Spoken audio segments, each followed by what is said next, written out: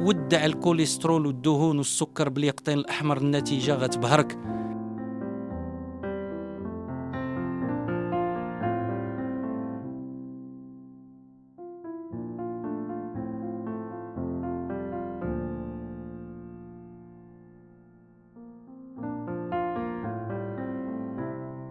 قول وداع لليوريا، الكوليسترول، السكر في الدم والدهون وحتى الدهون الثلاثية. السير كاين فاليقطين الحمر. الوصفة سهلة. خذ 100 غرام، قشروا وحطوا في المكسور مع شوية الماء وشربوا على الريق قبل الفطور ب20 دقيقة، وداوم عليه لمدة شهر. دير تحاليل الدم قبل ما تبدأ البرنامج وبعد ما تسالي، وغادي تندهش من النتيجة اللي ما كتقارنش. ملاحظة: ما تزيدش السكر في الخلطة.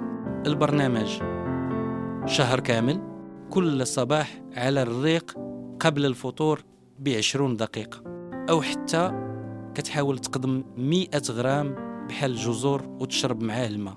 مكونات اليقطين: كتحرق الدهون، كتصفي الشرايين من الكوليسترول، وكتنشط الدماغ والذاكرة، وكيخرج مع البول